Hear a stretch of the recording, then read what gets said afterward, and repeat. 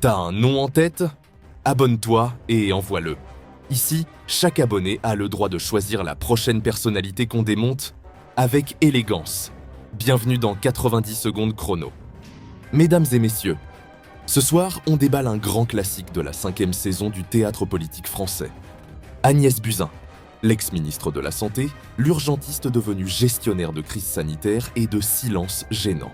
Un casting digne d'un drame médical. Blouse blanche, ton grave, décision floue et mémoire sélective.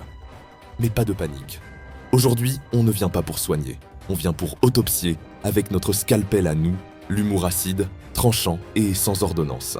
Agnès Buzyn, la ministre qui prescrivait des promesses en pilules effervescentes. Quand elle annonçait que le virus ne franchirait pas nos frontières, c'était un peu comme si elle jurait que le Titanic allait faire demi-tour avant de toucher l'iceberg.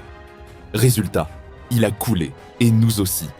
Elle arrive en blouse blanche, tout sourire, prête à soigner la France. Sauf qu'elle avait la recette secrète du miracle. Nier, minimiser, puis disparaître. Un vrai tour de passe-passe médical, mais sans druide panoramix dans la salle. Elle peut bien dire « j'avais prévenu », mais elle était là pour exécuter.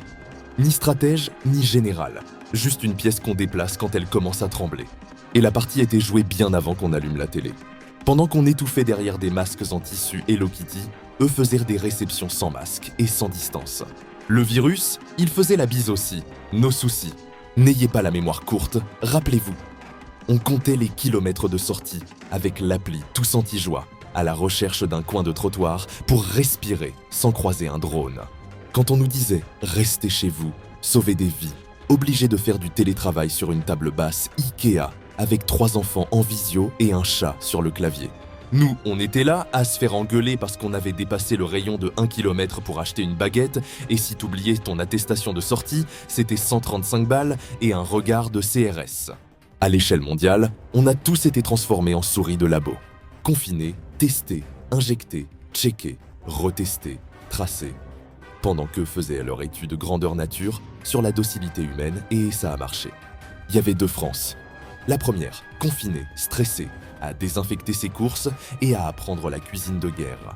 Et la deuxième, en soirée privée, en train de refaire le monde entre 2 coupes de champagne et 3 contrats Pfizer en fond de table. On était en guerre, qu'ils disaient. Oui, mais visiblement, nous on était l'infanterie. Eux c'était l'état-major, planqués dans le lounge, service traiteur compris. Agnès Buzyn, ministre ignorée ou actrice bien docile. Dis-moi ce que t'en penses, like, partage et abonne-toi si t'as senti l'arnaque.